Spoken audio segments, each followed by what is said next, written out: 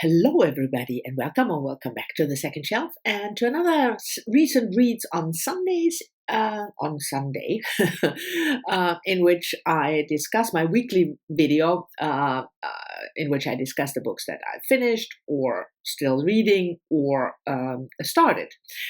And also, happy spring! It's the 20th of March. I mean, I know that for the meteorologist, spring starts on the 1st of May, 1st of March. I know that, but for me, it's the calendar, the 20th or the 21st of March that I feel springy. And the weather, at least here in Cologne, is indeed kind of spring-like. I sat outside a couple of times already. So yeah, wonderful. Happy spring to you in any case. On to the books. The first book, I'm not going to talk too long. It's the third book in the Linley Mystery series, so the Inspector Linley series by Elizabeth George. This third installment, called Well Schooled in Murder, was published in 1989, so it's a bit dated, but that's not the reason why I'm not talking about it too much. But I talked about it extensively in my March Mystery Madness video from last week, so I will link this video down below if you want to have a more in-depth discussion about this book. It's of course about a murder. A young boy, 13 years old, is found murdered, and Thomas Linley and his partner Barbara Havers investigate. And it's in a school setting, so a boarding school setting.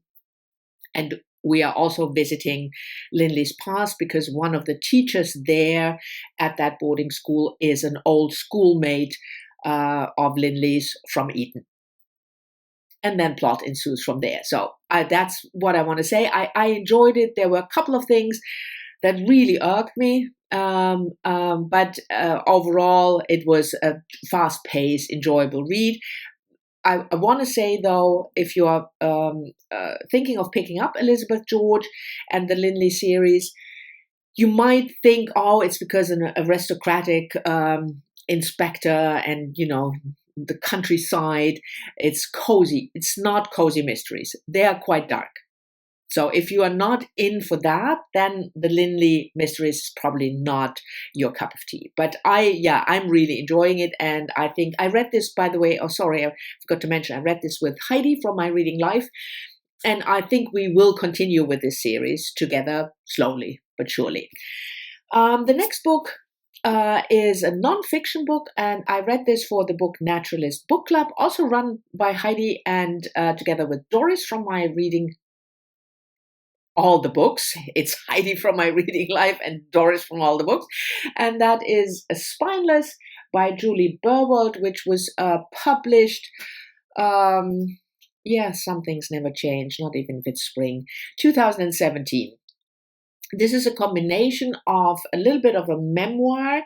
Julie Burwald had a PhD in ocean science, but then moved to Austin, to Texas, and made a career change in terms of she was writing textbooks and things like that, but that was not really fulfilling. And so at a certain point in her career, married with 2 children, she started to investigate jellyfish. And that is what this book is about. It's, I would say, 2/3 about jellyfish. She travels all over the world. She speaks with various researchers, jellyfish researchers. You learn a ton about jellyfish, and they are absolutely fascinating creatures. So yeah, that part is fantastic. What you learn, and then she tells us also a little bit about her life, in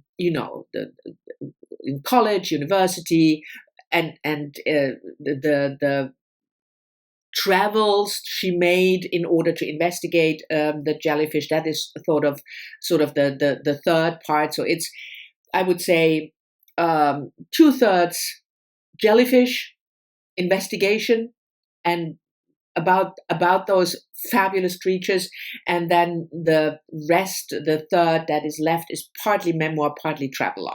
So I really enjoyed this. I thought the writing was good. It was engagingly written, even though it gave quite some scientific details, but the presentation was really good for people like me, for readers like me who are not scientists. So yeah, I can, if you're interested at all in these kind of fish, I can highly recommend this book, and I'm really happy that Heidi and Doris picked this for the Book Naturalist Book Club. Then the next book I finished was also Buddyread with Kim from Middle of the Book March, and we read Farthing by Jo Walton. It's the first in her Small Change series, I think it's called. I have to look that up again. Yeah, I think Small Change series. And this one is the first one published in 2006, and there are two more. I really enjoyed this. Kim, not so much. So I was thinking when I prepared to tell you about the book, what I should tell you in order for you not to pick it up if you are not the right reader. No, if this is not the right book for you. So let me first tell you the premise. The premise of the book is that it's alternate history. So we are in the end of the 1940s, 1949. Hitler is still in power, and Great Britain had made peace with Hitler 9 years ago. Hitler is still warring with the Soviet Union, so there is still war going on, concentration camps still going on, the Holocaust is still going on, the murdering of the Jews is still going on the continent. Great Britain is independent after that peace, and they got the assurance, that Hitler will leave them alone. So that's the premise. Within this premise, we have this very influential, wealthy, aristocratic family who live at Farthing, Lord and Lady Eversley, the daughter Lucy. Lucy is married to a Jewish man, and we learn early on that even though Jews are not persecuted in the same way that they are in Germany or on the continent, they are still second-class or third-class citizens. And then a murder happens at the country estate. One of the Farthing set, as this community of rich and influential people is called, is murdered. And then there's also an attack when Lord Eversley is riding. And then the inspector, Carmichael, who is the inspector in all three of the books, investigates. So first of all, you really have to like this type of alternate history, where an author just decides to change history for purposes not maybe explained, but just because she feels that might be a good idea. If you're not into that, that's not the book for you. And that also means the mystery part is not the most important part, I want to say, in the book. So if you are looking for a mystery where all the clues fit and everything is really thought through really, really well, this isn't the book for you either, because the mystery is the story that drives the book, but it's just a means to give us the politics of this other Great Britain, and what it means to live there, and how political machineries work, and how people are just bad. Like I said, I really enjoyed this because I really enjoy this type of alternate history book, and I like that it was a mystery that drove the story. But talking to Kim and realizing that why she didn't like it that much, I'm trying to give you the criteria whether or not you should pick up this book. But I really enjoyed it, and I'm certainly going to pick up the second one, which is called Halfpenny, I think. So those are the books that I finished. Technically, I finished a fourth book, but I'm not yet willing to let it go, and I'm sort of rereading parts of it. So I'm almost let it fall to the floor, but I'm putting it in the still reading category, even though technically, and I rated it already, and technically I finished it, and that is Dasha Drindic's EEG, translated from the Croatian by Celia Hawksworth, published in 2016 in Croatian, and then in the English translation in 2019. It was Dasha Drindic's last book. She died 2018. Unfortunately, I made her quite young when I first talked about the book, and then Jen from Remembered Reads was like, but she was in her 70s, wasn't she? Yeah, that's what you get when you are older. So she died when she was 70 or 71 in 2018, but I still think it's too young because Drindich is such a fantastic, fantastic author. If you have never picked her up, please do. This book follows a character that people are familiar if you read Belladonna. It's the same main character, Andreas Ban.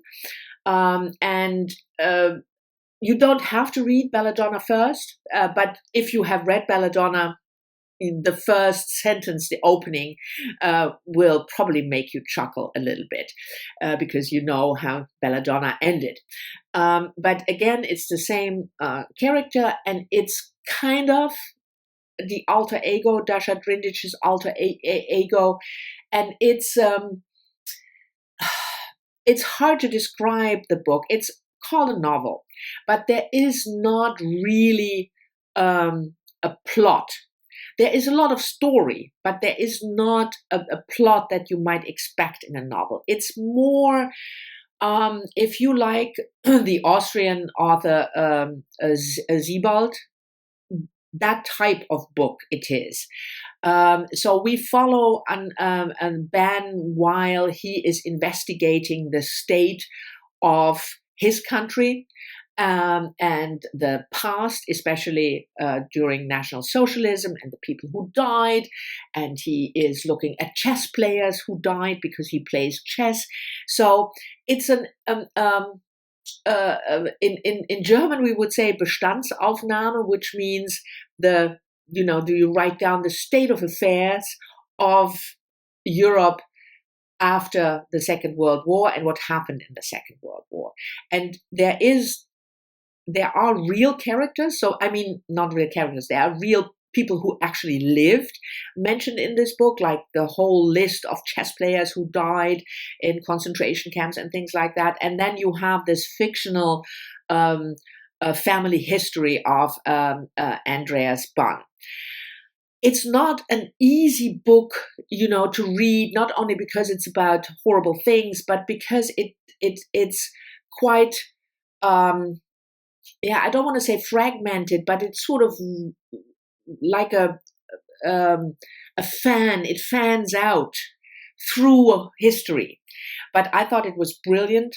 It was fantastically written and or translated. I didn't read the original, of course. So if you're into that type of book that is more almost feels like nonfiction, but there is still storytelling and of course still fictional parts, then this is the book for you. If you want to try out Dasha Drindich and this doesn't really appeal to you that much, then I would say try Trieste. Which is much more, it's also not easy. None of the books, Drindich's books, are easy. They all deal with a Holocaust and genocide and things like that. But Trieste is much more a straightforward novel structurally. But yeah, this was fantastic. And I'm still, flipping back and forth and reading parts of it. Another book that I'm still reading, I haven't made much progress, is this nonfiction book, The Story of Jane by Laura Kaplan, first published in 1996. And it is the story of the Chicago abortion service called Jane, because all the women involved called themselves Jane.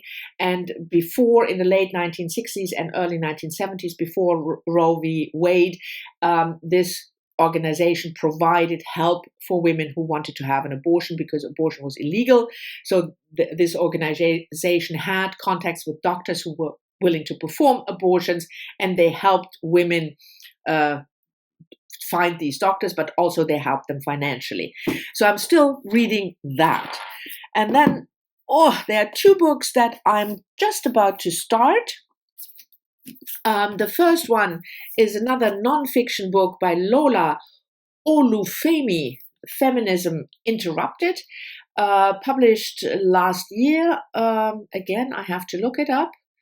2020. Well, not quite. 2 years ago.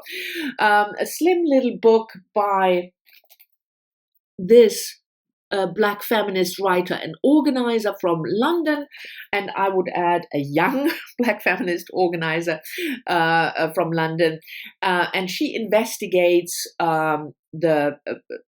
what it means for her to be a feminist and why you have to be a feminist and which areas of feminism are at the moment especially important.